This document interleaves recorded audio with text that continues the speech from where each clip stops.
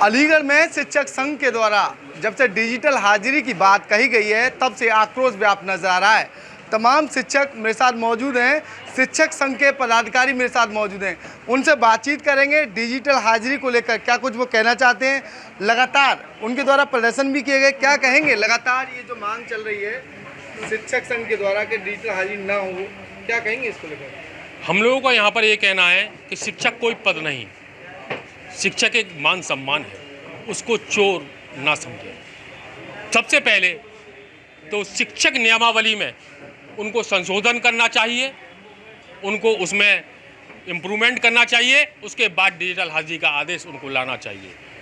और इसी के साथ में हमारी समस्या, हमारा दर्द, हमारी तकलीफ़ को उनको सुनना चाहिए कि हम लोग इतने दुर्गम इलाकों में जाकर किस तरह से अपने बच्चों के भविष्य को अंजाम दे रहे हैं। दिक्कत क्या है डिजिटल हाजिरी में? सबसे पहले तो नेटवर्क की दिक्कत है, बिजली की दिक्कत है, और कोई भी शिक्षक अलीगढ़ से जाकर इतने दूर दराज इलाकों में जाता है तो अगर एक आध मिनट अगर वो लेट पहुंचता है तो इसमें कोई गुनाह नहीं है, जबकि इतने बड़े बड़े घोटाले हो रहे हैं जिनका पटाक्षेप करने का काम किया जा रहा है। अगर मांग पूरी नहीं होती क्या रहेगा? अगर मांग पूरी नहीं होती तो 15 तारीख को तो सबसे पहले हम लोग जिला अधिकारी महोदय के माध्यम से हम लोग माननीय मुख्यमंत्री जी को ज्ञापन देंगे। उसके बाद में अगर हमारी मांग पूरी नहीं होती तो 22 तारीख को धरना प्रदर्शन लखनऊ में निर्देशालय पर करेंगे। अगर डिजिटल हाजिरी की बात कही जाए तो कुछ शिक्षक ऐसे हैं घर बैठकर ही हाजिरी लगा दिया करते थे, लेकिन डिजिटल हाजिरी आने के बाद कहीं ना कहीं जो जिम्मेदार अध्यापक हैं वो तो काम करते ही हैं, लेकिन जो गैर जिम्मेदाराना हरकत करते हैं, घर बैठकर ही लोगों को पढ़ा देते हैं, बच्चों को पढ़ा देते हैं, तो उनके लिए कहीं ना कहीं एक बड़ा सबक है। क्या कहेंगे? ये बात बिल्कुल गलत है। घर पर बैठकर कोई नहीं पढ़ाता, सब स्कूल में जाकर पढ़ाते हैं। असल बात ये है कि हम बीएससी के द्वारा तमाम शिक्षकों को बर्खास्त भी किया गया था, पिछली बार भी, अब की बार भी, तो ऐसा चल रहा था। बीएस साहब ने लगभग 1500 लोगों के वेतन काटे थे, जिसमें से लगभग 900 से लेकर 1000 तक जो किसी न किसी कारण से छुट्टियों पर थे। कोई सीएल पर था, कोई सीसीएल पर था, कोई चिकित्सीय अवकाश पर था, कोई प्रसूति अवकाश पर था। उनको अनदेखा करते हुए वेतन काट दिए, तो वो तो गलत है। इसलिए उन्होंने आनन फानन में जोड़ने पड़े। शिक्षा मंत्री जी को जब ये इन चीज़ों से अवगत कराया तो तुरंत उन्होंने सुना, और सुनने के बाद तुरंत बीएस साहब को आदेश किया और तुरंत ही आनन फानन में मेला लगाया और सबके वेतन जोड़ दिए, क्योंकि उसमें खामियाँ थी। आधुनिक युग की बात कही जाती है, हर जगह टावर हैं, तमाम जो रेंजिंग है वो सारी व्यवस्थाएं हैं, और नेटवर्क सिस्टम जो काफ़ी अच्छा बताया जाता है, लेकिन शिक्षक संघ ये बोल रहे हैं कि साहब वहाँ पर जो है नेटवर्क सिस्टम फेल है। तो क्या लग रहा है कहीं ना कहीं बचाव किया जा रहा है डिजिटल हाजिरी से? ऐसा नहीं है। बात यह है कि जो डिजिटल हाजिरी है उसका हम सम्मान करते हैं, कहीं उसका विरोध नहीं कर रहे, परंतु बात ऐसी है कि जो हमारी तमाम मांगें लंबित हैं, जो शासन स्तर पर मांग पत्र जाते हैं, शासन उनको अनदेखा क्यों करता है? हमारी मांगों को क्यों नहीं सुनता? हमारी मांगों को वो मान लें, हम इसको मान लेंगे। जब से मांग कहाँ गई थी, जब से ये मांगे तो 10 साल से लगातार दी जा रही हैं और नहीं सुनने मांगों के लिए। अब क्योंकि मौका है इस बात का, तो हमारी मांगों को माने। जैसे पुरानी पेंशन की मांग है, कैशलेस की मांग है, और ईएल की मांग है, और हम लोगों की जो 14 से लेकर जो इन छुट्टियों को बढ़ाया जाए, तो ये तमाम मांगें बहुत सारे समय से लंबित पड़ी हुई हैं। इन मांगों को वो मान लें, हम इसको मान लेंगे, हमें कोई दिक्कत नहीं। मानी गई आपकी मांगें तो क्या रहेगा? मैं विश्वनाथ जिला कोषाध्यक्ष हूँ।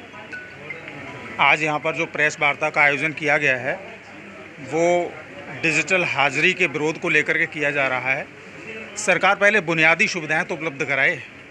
यदि हमसे कह दिया जाए कि आपको युद्ध क्षेत्र में जाना है, आपको युद्ध लड़ना है, लेकिन हमें हथियारों से वंचित कर दिया जाए, हमारे पैरों में बेड़ियां बांध दी जाएं, हमारे हाथों में हथकड़ियां लगा दी जाएं, और उसके बाद हमसे कहा जाए कि आपको ये युद्ध जीतना है, तो क्या युद्ध जीत सकते हैं? बात है इंफ्रास्ट्रक्चर की, बात है विद्यालय में भौतिक सुविधाओं की। बिल्डिंग नहीं है, आपकी बिल्डिंगें टपक रही हैं, आप वहाँ पर बिल्डिंगें क्यों नहीं बनवाते? एक विद्यालय है वो खाली पड़े हुए हैं, ऐसे तैसे यहाँ से वहाँ टीचरों को लगा के आप काम करा रहे हैं, वहाँ टीचरों की व्यवस्था क्यों नहीं कराते?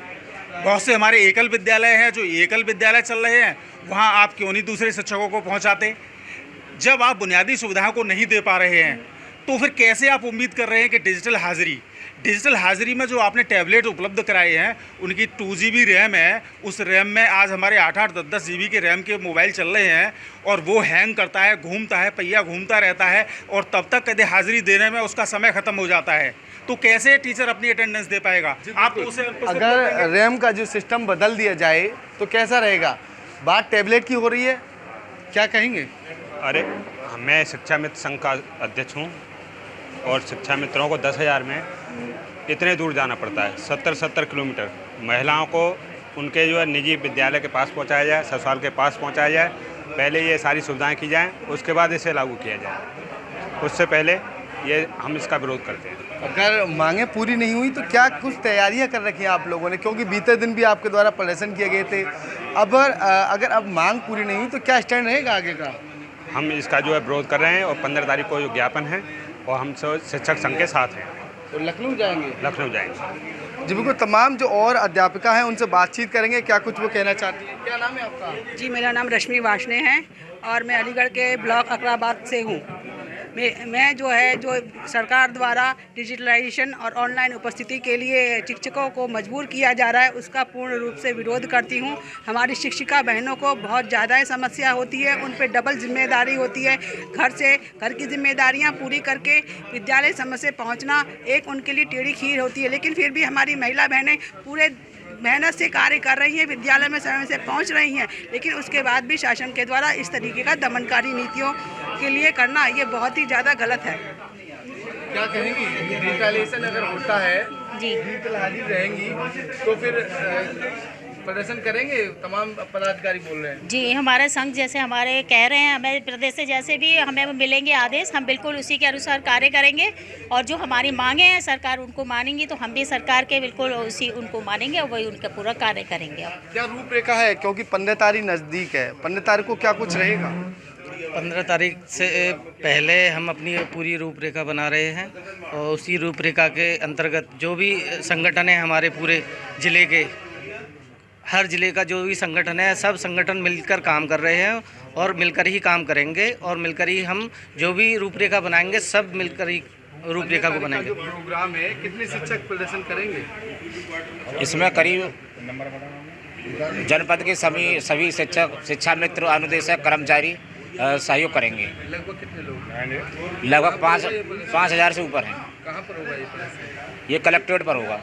जी बिल्कुल, साफ तौर पर शिक्षक संघ के द्वारा चेतावनी दी गई है। 5,000 से ज़्यादा शिक्षक जो है जिला कलेक्ट्रेट अलीगढ़ पर प्रदर्शन करेंगे। उनकी मांग है जो डिजिटलाइजेशन किया गया है, जो हाजिरी में ऑनलाइन हाजिरी की गई है, उसको लेकर उसका विरोध करते हैं। लगातार जो उनकी मांगें हैं लंबे समय से लंबी चल रही हैं, लेकिन उन मांगों को पूरा नहीं किया गया। तमाम सुविधा तो नहीं दी जा रही, लेकिन उन शिक्षकों को पूरे तरीके से तोड़ने का काम किया जा रहा है।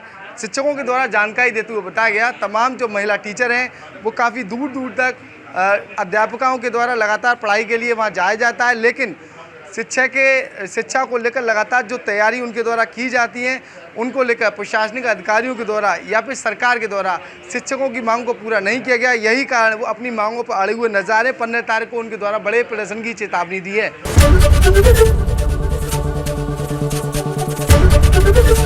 एबीपी गंगा, खबर आपकी, जुबान आपकी।